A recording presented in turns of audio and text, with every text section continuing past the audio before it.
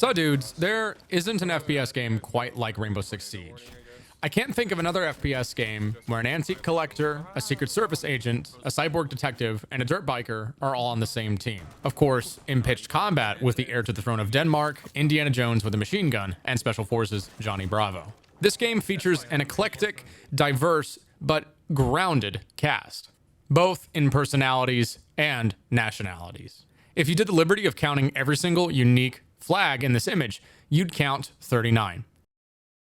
Now, some examples are a bit of a gray area. Sometimes the government changes hands. As you can see, Jackal was canonically born in Francoist Spain, not Spain as we know it today, so still Spain, but not the same Spain. In my opinion, these nuances do give the game a distinct sort of personality and flavor that I don't think other competitive FPS games really have. And there are places that we haven't touched yet. Places like the Philippines, Finland, Turkey, and Egypt. Who knows where else Rainbow Six may trot on the globe. But it took 8 years for us to get to this point. And there are some aspects about this journey that many critics do not like. A lot of people were not big fans of the stadium, the canonical location wherein Rainbow conducts publicly broadcasted training exercises for the world to see like a sporting event. They saw it as a reduction of the team's meaning, a lack of seriousness with the license, an overlap with the competitive esports industry that many Siege players found distasteful. Team Rainbow was supposed to be a global crime-fighting unit that lived in the shadows. It was supposed to hold on more to reality. So in 2023, Ubisoft decided to do something very unique. Instead of retconning the storyline, they decided to lean back into the fun of it, the action movie part, the spy movie part. If they were going to write a fantastical universe with this license, they might as well do something exciting with it. Enter our villain, a main villain. Not an anti-hero, not a melodrama, a man with a plot to kill every member of Team Rainbow one by one. Starting with the director of the program himself, Six. Why? Team Rainbow's story doesn't end with Harry's death. It's really only just begun, and maybe people will finally see the point of Rainbow after all. Harry's dream, the dream of all free people across the world, that the nations of the world can be cognizant enough and have the wherewithal to band together and combat the truly most evil things the world may throw at us, united by common purpose, not in spite of our differences, but in appreciation of those differences and an understanding of how those differences make us human. Harry and Deimos are warriors of philosophy. This is the philosophy of Rainbow Six.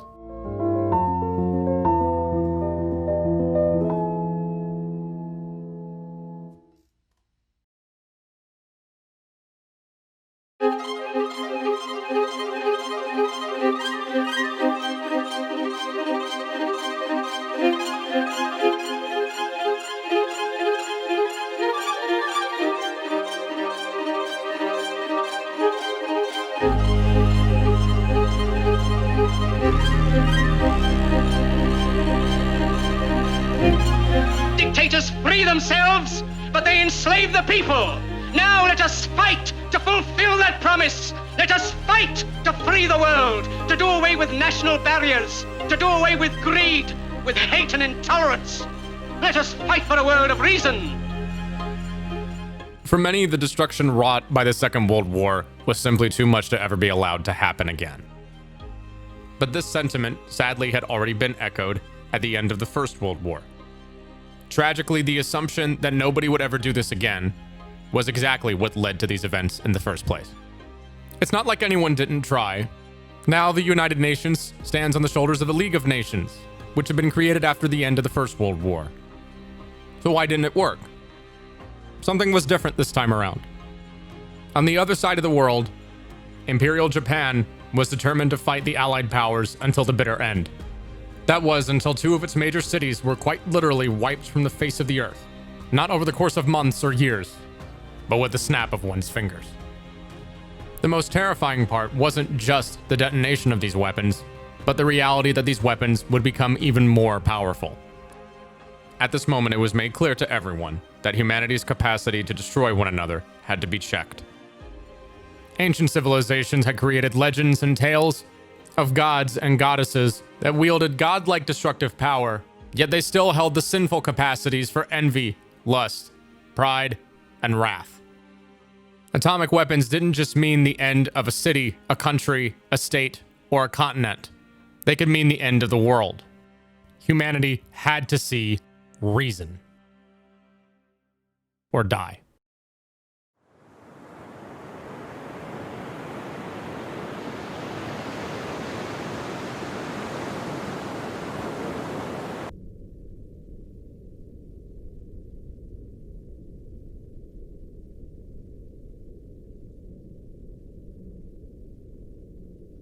To this day, the wreckage of the battleship Bismarck lies at a depth of over 4,700 meters below sea level. At her stern and her bow is the emblem of the Nazi Party in as succinct and obvious colors as it can be. Even as recent as now, shipwrecks from this war are still found. In the past, empires and nation-states rose and fell. Losing a war meant the end of your country's name and flag. Carthago delende est. Carthage must be destroyed. Berlin wouldn't be destroyed. Instead, it would be cut in half. Its governing bodies separated along east and west. East Germany would be a part of the communist bloc and maintain close relations with the Soviet Union. But this instance was not isolated. As the Allied powers pushed their way to Berlin over the course of the war, nation-states that were once a part of the Nazi machine were given their autonomy back. To put it politely, the Soviet Union had a different idea. As the Nazis were pushed further back west, the Soviet Union would claim the land as well, and the countries along with them. The level of personal political autonomy friends of the USSR had varied, but the closer you got to Moscow, the less you had.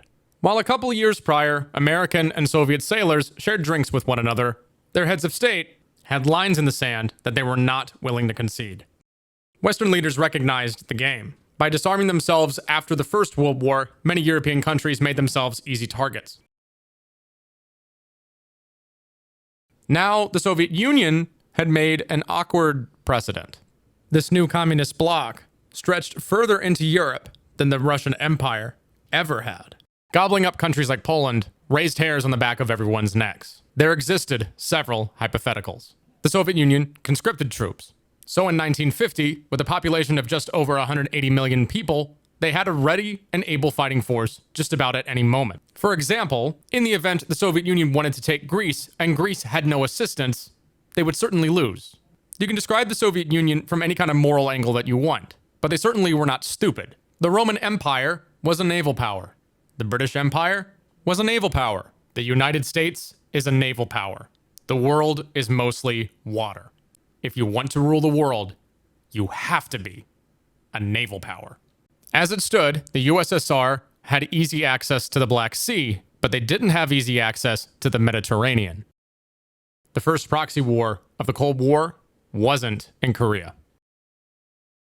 It was in Greece.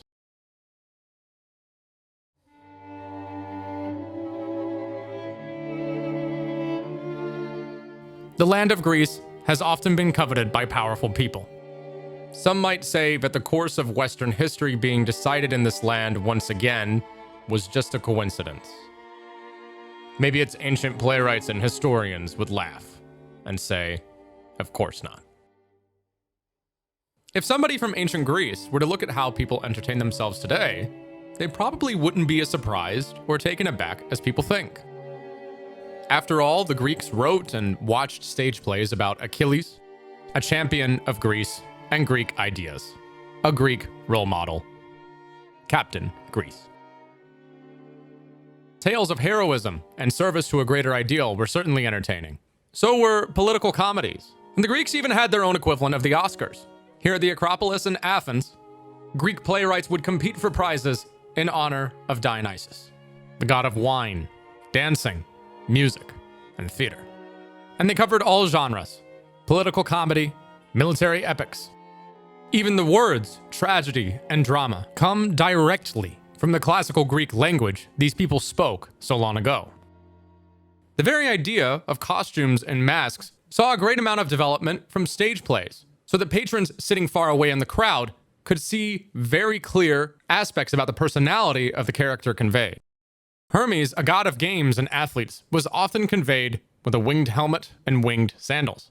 Fast forward to modern day, and some of the highest earning movies in the world feature superheroes. Their stories were created to boost morale for the war effort.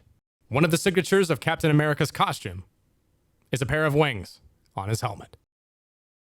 In 1882, a German philosopher, Friedrich Nietzsche, would lament on the death of a character, at least in his eyes, the character of the Christian God. He would write, "God is dead," and this statement is often made missing a very important detail. Nietzsche did not say this as a celebration, because the collapse of religious power in the West meant the existence of a power vacuum, and people would try to find a way to fill it with something else: the state. The Nazis would twist Nietzsche's term Übermensch and use it to describe the Aryan race, a master race, Hitler's ideal people. This man's visage was used to exemplify an ideal German soldier, but a year later, he would be expelled from the German army because of his Jewish ancestry. An ideal people implied the existence of an inferior people. He had made disgust for certain people a political platform. Nietzsche was an outspoken critic of German nationalism and anti-Semitism, but he would die before Hitler's rise to power. God was dead in the USSR, too. Being a person of faith meant that something in your life was more important than the Soviet state. Churches, monasteries, synagogues, and mosques were destroyed all across the Soviet Union. For many religious refugees in Europe, the spread of communism didn't just mean the spread of an economic idea that they disagreed with. It meant the death of their way of life. The USSR's goal, ultimately, was to kill every god, including Dionysus. But it turns out gods are very difficult to kill. Greece has always been in a position that is equal parts fortunate and unfortunate. It possesses geography that proves very beneficial to anybody who controls it. It was true 2,000 years ago, and it's true now. Greece has always had strategic dominance over the Aegean Sea, which connects to the Turkish Straits further east, which lead to the Black Sea. Anybody who controls the Black Sea would certainly love to have an easy pathway to the Mediterranean, and open access to the Mediterranean would mean that the nations of Western Europe wouldn't need to be struck by land. They could be struck by sea. Fascist Italy's involvement in the war effort is commonly made fun of, mainly due to their lack of military success on land. It's not exactly unfair. The skill of Mussolini's military planning aside, the Axis powers had an important asset: Italy's navy. As long as things went according to plan, the Axis only needed to claim the Balkans and Greece to dominate the Mediterranean. Greece, to no fault of their own, would have to surrender to the Axis powers in 1941, only to become a bargaining chip 5 years later once again, between the West and the East. In March of 1946, a year after the war's end, communists attempted to overthrow the Greek government. Before Stalin's falling out with the leader of Yugoslavia, Tito, the Soviet Union had strategic control of the Balkans, and all they would need to round out their claims in this region was Greece. Communism had a sizable fighting force in Greece, with guerrilla armies tracing their origins back to the resistance movements against the Nazis. They had experience and the support of the communist world, but the nations west of the Berlin Wall understood the gravity of the situation. So with the logistical support of the United States and the United Kingdom, particularly in air power, the communist armies were unable to pose a serious threat after 3 years of fighting. Greece's war, following a war, ended in the fall of 1949, 6 months after the formation of NATO. Just about 3 years later, NATO would admit 2 new members, Turkey and Greece. Turkey, in particular, had been angrily arguing with the Soviet Union over usage of the Turkish Straits. But by now, something was very clear. The Mediterranean belonged to NATO, not the Soviet Union. NATO gave countries like Greece an escape route. Join our alliance, and we'll consider you a friend. Captain America, meet Captain Greece.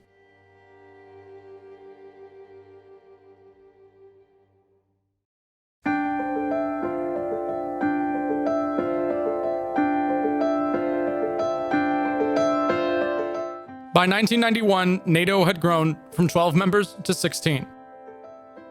and the Soviet Union had finally disintegrated. Article 5, the promise that an attack on one NATO member meant an attack on them all, hadn't been activated once. The bluff had paid off, and World War III had been averted. But the West would soon find out that the collapse of the Soviet Union posed with it a certain set of problems. After the Soviet Union failed to consolidate power in the Aegean Sea, they had looked to other sources to expand their influence in the Mediterranean. Many of these countries in North Africa and the Middle East relied on the Soviet Union for military and political support. Now that was gone, and terror attacks raged across these countries. Many countries in Europe had experience with this sort of thing and had systems in place to deal with this sort of thing, but nobody even knew that these units existed. Nobody was supposed to know until it showed up at their doorstep, until it was televised. Who the hell were these people, clad in black, seemingly out of nowhere? But they weren't out of nowhere. They had been there the entire time.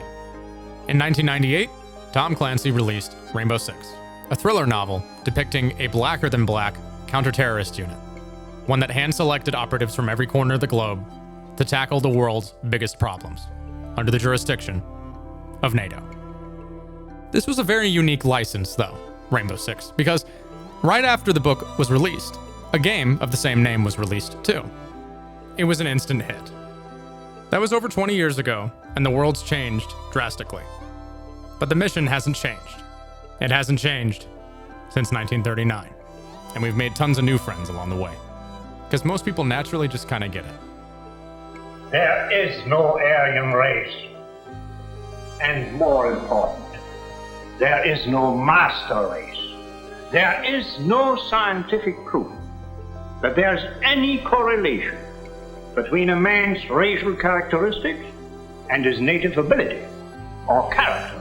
We must judge each man as an individual. We must never let ourselves be divided by race or color or religion. Your right to belong to these minorities is a precious thing. You have a right to be what you are and say what you think, because here we have personal freedom, we have liberty. And these are not just fancy words. This is a practical and priceless way of living. But we must work at it. We must guard everyone's liberties, or we can lose our own. If we allow any minority to lose its freedom by persecution or by prejudice, we are threatening our own freedom. And this is not simply an ideal. This is good, hard common sense. In a recent tonal shift with Rainbow Six, a departure was taken from the exhibitionist, sport-like nature of it. Having the new main villain take issue with this is a smart red herring, because his motivation seems somewhat one-dimensional, until you listen a little bit more closely to what he says. Rainbow used to be feared in my time. A covert unit of apex killers. And you turned it into the fucking ice capades. You disgraced my unit, Harry.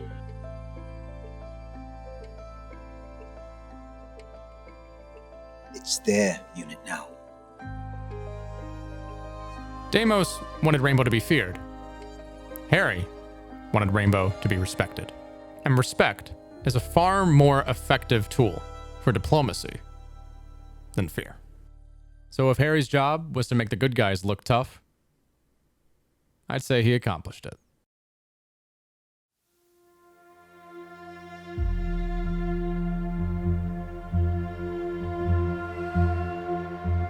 When I was little, my Savta taught me that silence was a woman's best garment.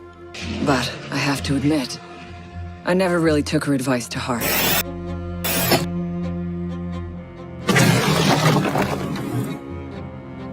The place to save lives is in the field, not an office.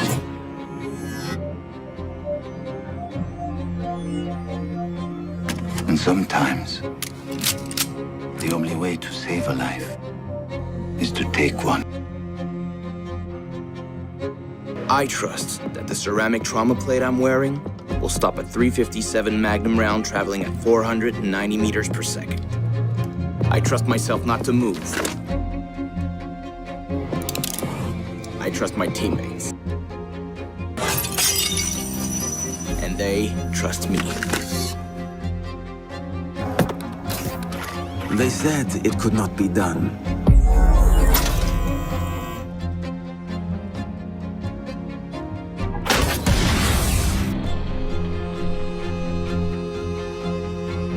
Nobody ever sees me.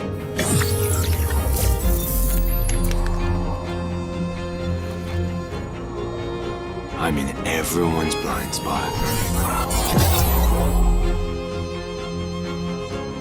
If you pick wrong, you're mine.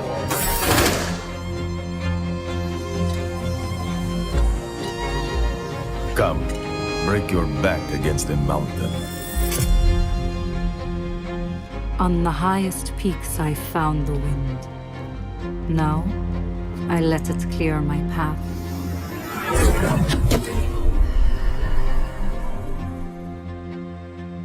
This is an undertaking of 12 sovereign nations, which have freely decided that free men can, in the face of danger, unite to the end that both freedom and peace may be preserved.